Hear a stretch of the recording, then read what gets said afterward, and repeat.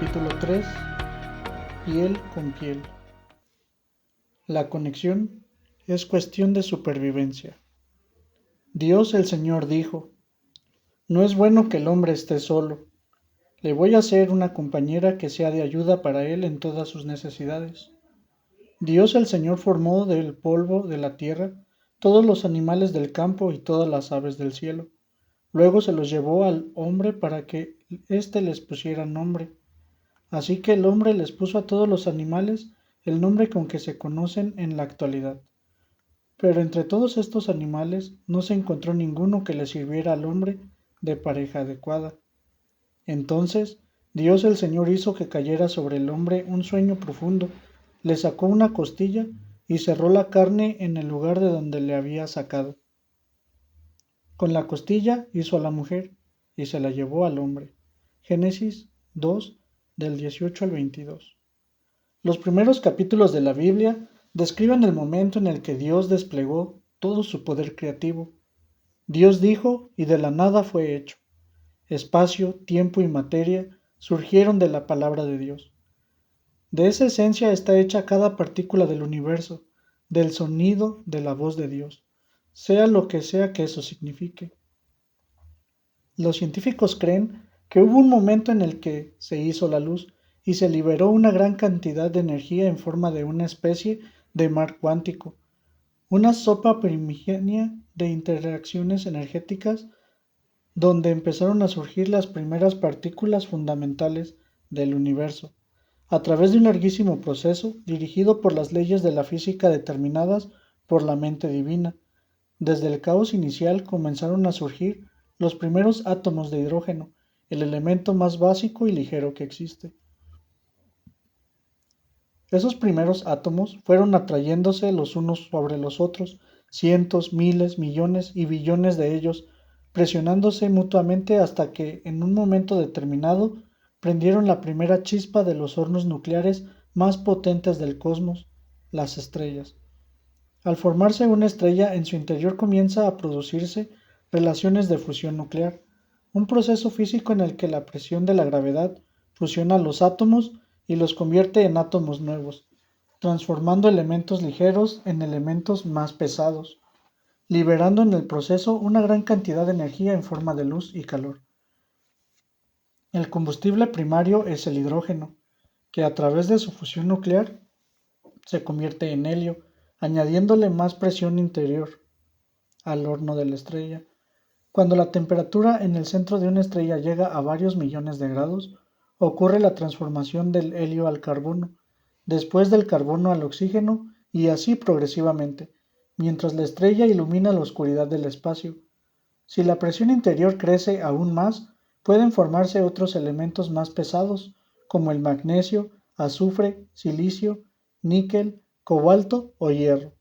Es decir, la mayoría de elementos que conforman las galaxias se fabrican dentro de las estrellas, a lo largo de un proceso de fusión nuclear de millones de años de duración. En un momento determinado, cuando se consume todo el combustible disponible dentro de la estrella, sumándole su tamaño y temperatura extremos, la estrella colapsa sobre sí misma y estalla en forma de una gran explosión cósmica que se conoce como una supernova. Ese estallido genera tanta energía que vuelve a fusionar algunos átomos de la estrella, convirtiéndolos en los elementos más pesados que conocemos, como el oro. Por esa razón, si alguien te regala un anillo de oro, recuerda que en tu dedo llevas los restos de una estrella que un día murió. Esta supernova lanza al espacio un huracán de polvo estelar, conocido como nebulosas, que está compuesto de esos materiales fundamentales, esos ladrillos en forma de átomos con los cuales se construye todo. La materia pesada se va agrupando y condensando nuevamente, formando una nueva estrella a partir de los elementos de la estrella que explotó, y alrededor de esa nueva estrella se forman los asteroides, los satélites y los planetas como la Tierra. Polvo y espíritu.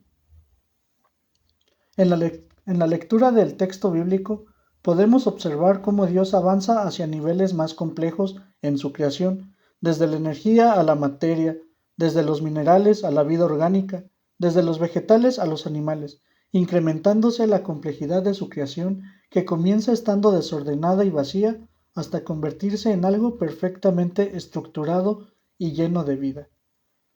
El orden que sustenta la vida es una de las evidencias más poderosas que apuntan a la existencia de un diseñador inteligente.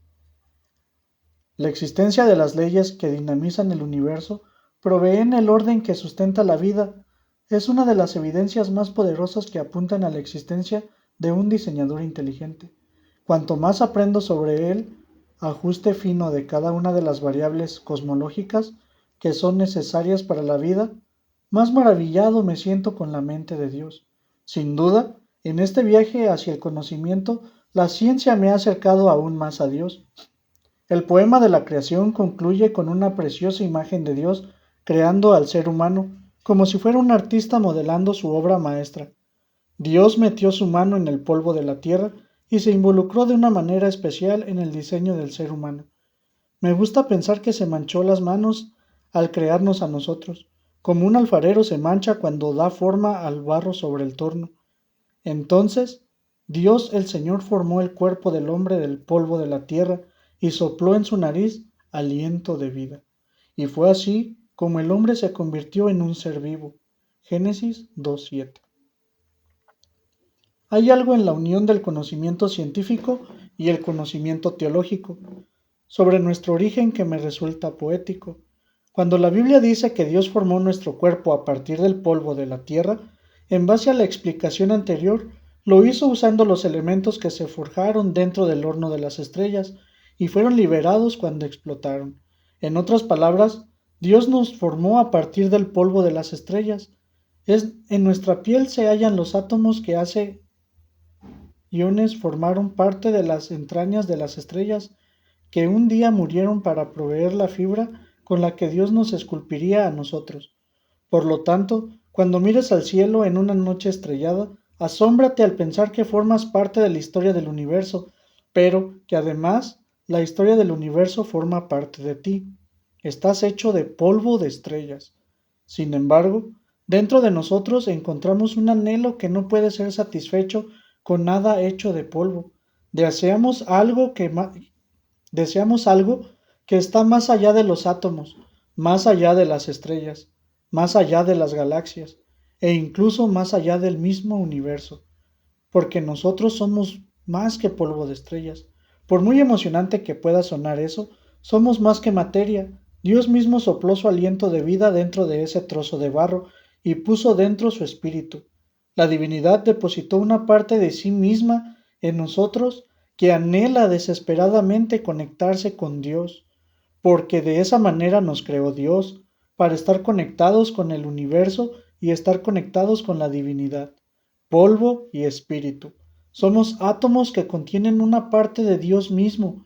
Somos un precioso trozo de barro que fue besado por Dios, pero nos desconectamos, porque cambiamos estar satisfechos con Dios por probar una fruta hecha de polvo. Desde aquellos días, nuestra alma ha pasado mucha hambre, hasta que llegó Jesús. Respirar. Hemos sido creados con la necesidad vital de conectarnos con Dios.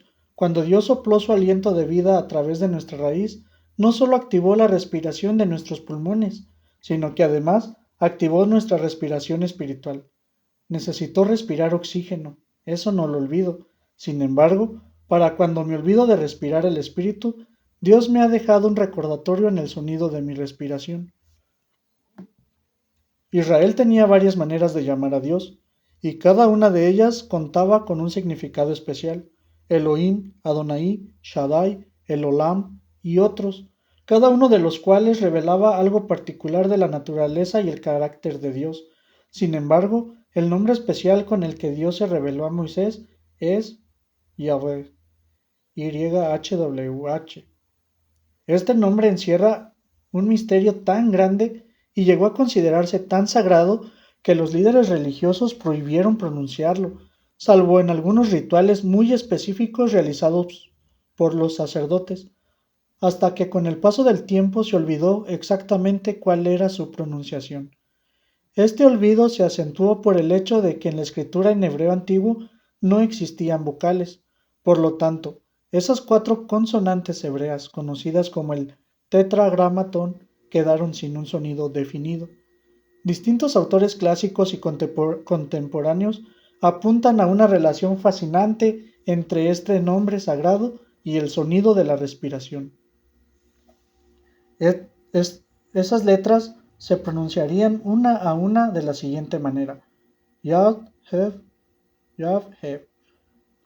Ahora bien, el Hev es una letra que representa el Ra divino, que significa soplo, viento o espíritu.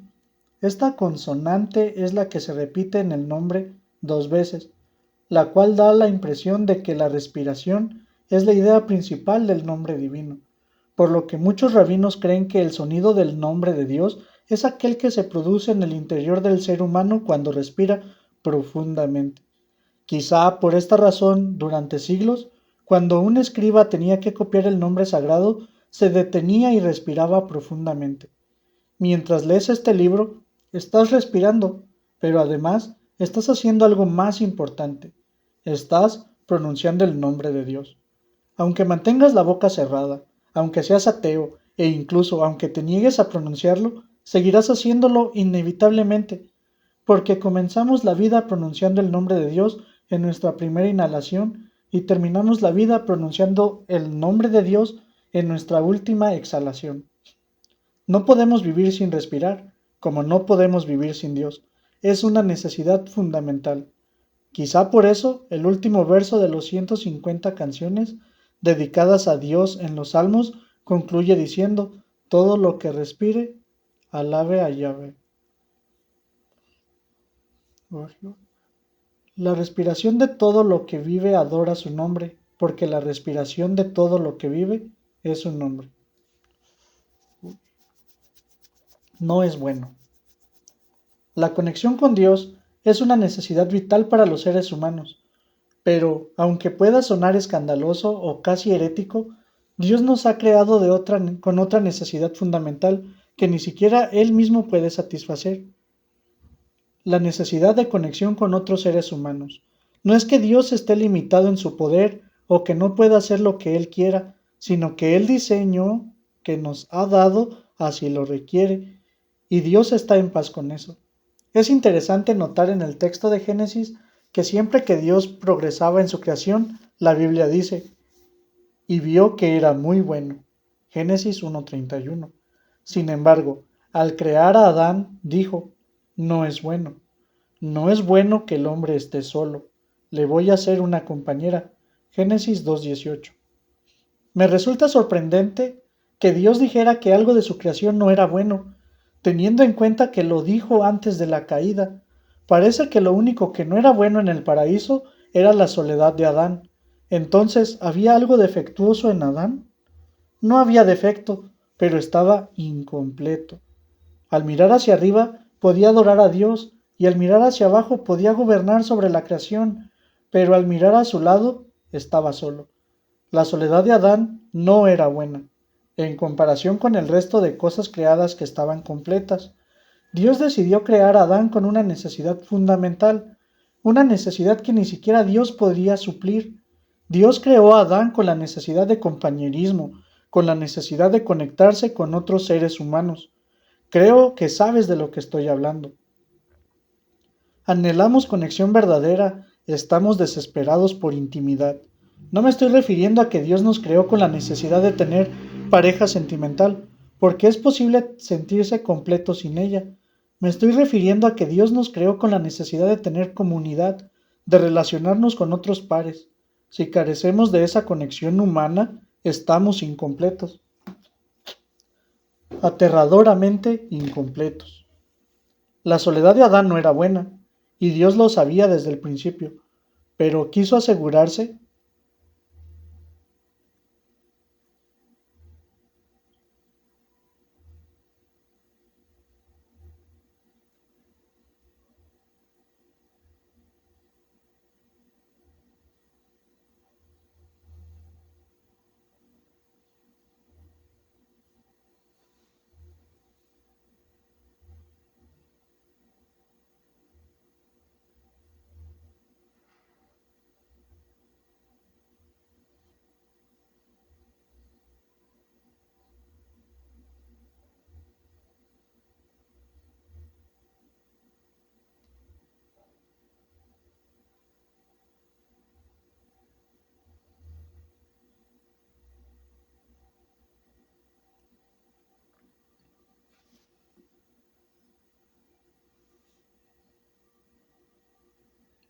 de que Adán fuese consciente de esa necesidad.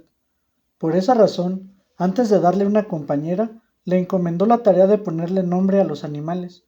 Fue en ese momento cuando Adán lo notó, cuando sintió un vacío por primera vez que ni siquiera la presencia de Dios podía completar. Probablemente sintió tristeza en el paraíso, cuando pareció imposible estar triste, siendo aquel un lugar tan impresionante, lleno de exuberante belleza, colmado de posibilidades divertidísimas y saturado de placeres. Pero es probable que Adán llegase a la siguiente conclusión: ¿de qué me vale tenerlo todo si no tengo a nadie con quien compartirlo? Esa sensación de vacío era la estrategia divina para empujarlo a establecer una relación con otro, y sigue empujándonos hasta el día de hoy, porque la soledad no era buena para Adán y no es buena para ti. Piel con piel. Normalmente hablamos del impacto que experimenta una madre el día del parto de su hijo, pero ¿has pensado en el impacto que experimenta el bebé al nacer? Piénsalo. Lleva 9 meses en un entorno protegido, envuelto en una bolsa llena de líquido amniótico, a temperatura estable, sin fricciones y con amortiguación de ruido, conectado a su madre a través de un cordón umbilical mediante el cual es constantemente nutrido y en un ambiente de luz atenuada. El mero hecho de describirlo me da tranquilidad, y de repente su mundo se rompe. Sale del vientre materno a un entorno desconocido para él, con sensaciones desconocidas para él: frío, ruido, luces y una sensación de dolor cuando el médico le da una palmadita en el trasero. ¿Puedes imaginarte el impacto emocional del bebé? Las parteras son muy conscientes del estrés que está experimentando. Saben que se siente desorientado y desprotegido. Por esa razón, desde el primer parto hasta hoy, apenas nacen, las matronas ponen al bebé sobre el pecho de la madre para hacerlo sentir conectado. Eso se conoce como hacer un piel con piel. Antes de limpiarlo, incluso antes de vestirlo, la sabiduría milenaria de las parteras atestigua que ese contacto es vital para el alma del bebé. Mientras el bebé está sobre la madre, con su oreja sobre su pecho, puede escuchar el sonido más familiar que conoce, el sonido de su paz, el latido del corazón de mamá. Desde que nacemos, seguimos anhelando desesperadamente experimentar un piel con piel. Hoy, después de muchos estudios científicos, sabemos que el piel con piel tiene múltiples beneficios para el bebé, pero los más inminentes son que le ayuda a regular la frecuencia respiratoria y cardíaca y la temperatura, le alivia la ansiedad que provoca el nacimiento y propicia el inicio de la lactancia materna. Y por si todo esto no fuera poco, está demostrado que el contacto piel con piel mejora sus habilidades cognitivas y ejecutivas, aumenta su desarrollo físico, incluso años después de haberlo practicado. Me atrevo a afirmar que, desde que nacemos, para el resto de nuestra vida, seguimos anhelando desesperadamente conexión, experimentar un piel con otro ser humano, verdadera intimidad. He comprobado que detrás de cada embarazo sorpresa de un adolescente hay un alma desesperada con conectar con alguien.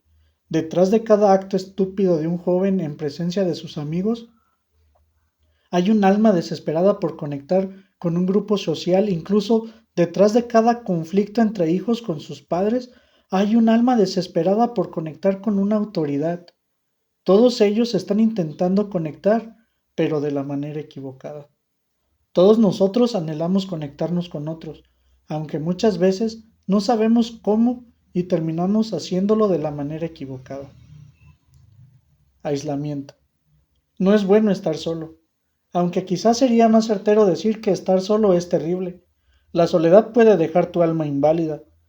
Es popularmente conocido que el aislamiento es una forma de castigo frecuentemente utilizado en numerosas prisiones de todo el mundo, pero fácilmente puede convertirse en un medio de tortura.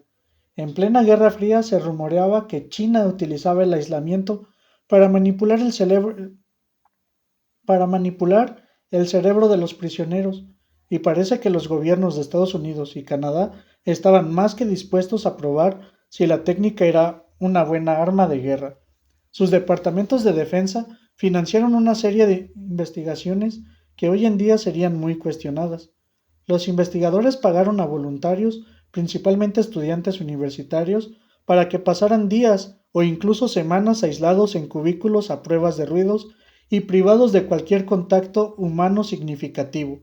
Su objetivo era reducir la estimulación sensorial al mínimo, lo que ellos podían sentir, ver, oír y tocar, y ver el comportamiento de los individuos cuando se les sometía a un aislamiento total. El periodista Michael Bond del BBC Future resume en un artículo los resultados perturbadores que obtuvieron de ese experimento. Apenas pasadas unas horas, los estudiantes se volvieron increíblemente impacientes. Necesitaban estimulación. Comenzaron a hablar, cantar o recitar poesía para romper con la monotonía. Muchos se volvieron ansiosos y altamente sensibles. Su desempeño mental también se vio afectado a la hora de realizar pruebas de aritmética o de asociación de palabras. Los efectos más alarmantes fueron las alucinaciones. Comenzaban con puntos de luz, líneas o formas, y eventualmente se convertían en extrañas escenas como ardillas marchando con sacos sobre sus hombros. Ellos no tenían control sobre sus visiones. Uno de los hombres solo veía perros, otros bebés. Algunos también experimentaron alucinaciones sonoras, por ejemplo, una caja musical o un coro. Otros imaginaban que los tocaban, y uno de los hombres sintió que una bala le impactó en el brazo. Cuando salieron del experimento, les resultó difícil librarse de este sentido alterado de la realidad. Estaban convencidos de que el cuarto se movía o de que los objetos cambiaban constantemente de forma y tamaño. Los investigadores tuvieron que detener el experimento abruptamente por la salud mental de los voluntarios. Esperaban poder observar a los sujetos durante varias semanas, pero la prueba fue acortada porque se los veía muy angustiados como para continuar. Muy pocos duraron más de 3 días. Parecía claro que el aislamiento causaba un impacto profundo en los resortes fundamentales de la mente, como si quitarle el contacto humano al alma fuese tan destructivo como quitarle el agua al cuerpo. La conexión es cuestión de supervivencia. Desconectados. Obviamente las posibilidades de que experimentemos un aislamiento total son muy reducidas, pero ¿has pensado en todas las maneras a través de las cuales nuestra cultura moderna nos está desconectando los unos de los otros? No hace mucho estaba intentando mantener una conversación con un muchacho con depresión. Apenas tenía ganas de hablar y parecía que con cada palabra que pronunciaba se le escapaba un poco de vida. No puedo olvidar cómo repetía desconsoladamente una y otra vez. Me siento solo, me siento solo. Pero si tú lo hubieses visto unos meses antes, rodeado de gente, no hubieses sospechado que por dentro él se estaba aislando. Lo que quiero decir es que es posible estar rodeado de personas, pero aislarte por dentro. Es posible sentirte solo, aunque parezcas acompañado. Creo que las ciudades modernas están propiciando un tipo de aislamiento social que se está convirtiendo en nuestro cubículo acolchado. Podrías reputarme diciéndome que vivimos en la era de las redes sociales, pero creo que en el fondo sospechas que, aunque estamos más conectados virtualmente, nos sentimos más solos que nunca. Aunque el uso de la red es fundamentalmente comunicativo, provoca una disminución en nuestra comunicación familiar, un empequeñecimiento en nuestros círculos sociales y un incremento de la depresión, la ansiedad de nuestras vidas. En nuestra generación se está perdiendo el valor de la tribu, de la comunidad o de la familia, esos vínculos sociales tan preciados que son el mecanismo diseñado por Dios para construir nuestra identidad, y se está sustituyendo por un individualismo enfermizo. La lengua Zulu de Sudáfrica posee un término para definir la importancia que tiene una comunidad para convertir a una persona en lo que es: Ubuntu. Un antropólogo propuso un juego a los niños de una tribu africana Puso una canasta llena de frutas cerca de un árbol y les dijo: aquel que llegue primero ganará todas las frutas. Cuando dio la señal para que corrieran, todos los niños se tomaron de las manos y corrieron juntos. Después se sentaron juntos a disfrutar del premio. Cuando él les preguntó por qué habían corrido así, si uno solo podía ser el poseedor de todas las frutas, les respondieron: Ubuntu. Esa palabra significa literalmente: soy porque nosotros somos. O dicho de otra manera, yo soy lo que soy en función de lo que todos nosotros somos. Se necesita todo un pueblo para educar a un niño, reza un proverbio africano. Pero parece que nuestra generación en Occidente ha creído que con Internet es suficiente. Fuiste diseñado por Dios para conectarte con otros, pero para hacerlo de verdad, la red puede ser un complemento, pero no un sustituto de las relaciones piel con piel. Un emoticón de un beso en WhatsApp nunca podrá sustituir el calor y la humedad de unos labios sobre tu mejilla. Un like en Instagram nunca podrá sustituir el te quiero de tu padre. Un tutorial en YouTube nunca podrá sustituir el consejo de tu abuela. 1000 seguidores en Facebook nunca podrán sustituir las risas descontroladas con un par de amigos en la calle. Ni una discusión en Twitter nunca podrá sustituir a las conversaciones acaloradas con tu familia alrededor de la mesa. Deja de intentar capturar el momento con la cámara de tu smartphone y vive el momento. Estate presente, realmente presente ahí con esas personas. Desconéctate de las noticias globales y conéctate con las vivencias locales, porque cuando realmente te lo estás pasando bien, no te acordarás de hacer una story. Mientras escribo estas líneas encerrado en mi habitación, puedo oír al fondo la voz de mi esposa y la risa de mi bebé. Les he pedido que me dejen solo para escribir, pero no demasiado. Los necesito como el agua en el desierto. Voy saliendo de vez en cuando de esta habitación para beberlas a ellas. Acabo de recordar que es el cumpleaños de mi padre. Cumple 71 años. Lo voy a llamar por teléfono para recordarle que también lo necesito a él. Quiero decírselo mientras su enfermedad le dé tregua a su memoria, mientras todavía pueda entenderme. ¿Por qué no te conectas ahora con alguien? Fuiste diseñado para eso. Virtudes. Dios sabía que Adán necesitaba conectarse profundamente con otro ser humano para poder desarrollar la plenitud de quién era él, porque las mejores virtudes en nuestra vida solo podemos desarrollarlas en comunidad. Por ejemplo, es imposible desarrollar la virtud de la generosidad si no hay alguien con quien compartir lo que tienes, o es imposible desarrollar la virtud del perdón si no hay alguien que te ofende, pero sobre todo, es imposible desarrollar la virtud del amor en soledad. El amor requiere comunidad, requiere de alguien para ser expresado. Esto me hace pensar en que cuando la Biblia dice que Dios es amor, en Primera de Juan 4:8, esto solo es posible porque desde la eternidad Dios es una comunidad. El Padre, el Hijo y el Espíritu Santo se aman eternamente, están conectados. Dios nunca ha estado solo y tampoco era bueno que Adán estuviese solo, porque las mejores virtudes de Adán, que aún permanecían escondidas dentro de su alma como las semillas plantadas en la tierra, solo germinarían en la atmósfera del compañerismo. Entonces, Dios sometió al hombre a un profundo sueño, le extrajo una costilla y con ella diseñó al ser más complejo de toda la creación, la mujer. Me llama la atención que Dios no permitiera que Adán participara del proceso mientras creaba a Eva. Pienso que quería evitar que Adán pensase que era superior a Eva.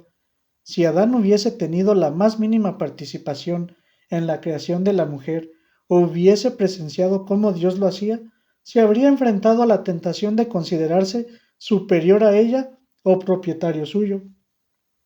Empleando una interpretación alegórica de las escrituras, San Agustín reflejó esta idea de forma poética al decir: la mujer fue creada de la costilla del hombre, no de la cabeza para dominarla, ni de sus pies para ser pisoteada por él, sino de su costado, para ser igual a él, bajo su brazo, para ser protegida, y cerca de su corazón, para ser amada.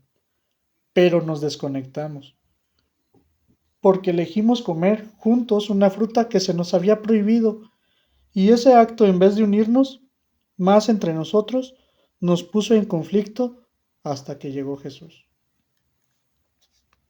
Cuando Jesús se quedó aterradoramente solo. Cuando le dije a ese muchacho con depresión que Jesús comprendía su dolor, me preguntó con desdén: ¿qué sabrá Jesús de cómo me siento? A lo que yo respondí que Jesús sabía del dolor que produce la soledad, porque Él se quedó solo en la cruz, experimentó la soledad absoluta. Por eso Jesús, mejor que nadie, podía identificarse con su angustia.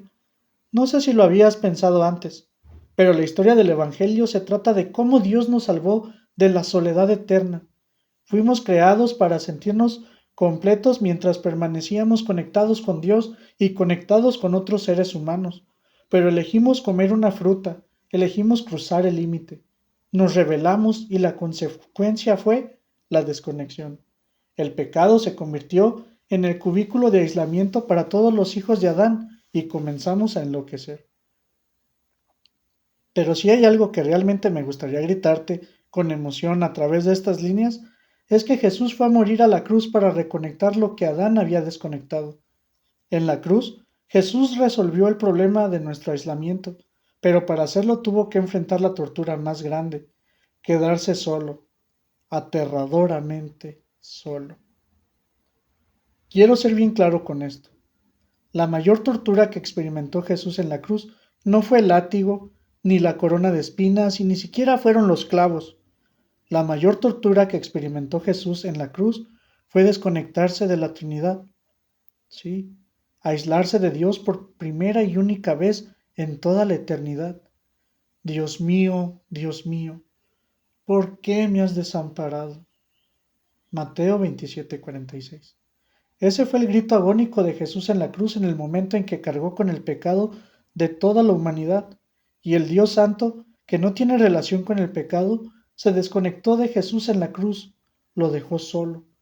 ¿Puedes intuir tan solo un poco del terror que experimentó aquel que siempre formó parte de la Trinidad cuando fue desconectado? ¿Puedes hacerte una idea del dolor que significó quedarse solo para aquel que siempre estuvo unido a Dios? Porque si hay una buena definición del infierno, probablemente sea esta: ausencia absoluta de Dios. El infierno es la soledad eterna, y Jesús la experimentó en esa cruz por ti. Lo que le dije a ese muchacho y te digo a ti es lo que mantuvo a Jesús clavado en esa cruz, soportando el dolor de la soledad. Fue la esperanza de recuperar una relación contigo. Por eso, no te dejes engañar por tus sentimientos, porque ya no estás solo.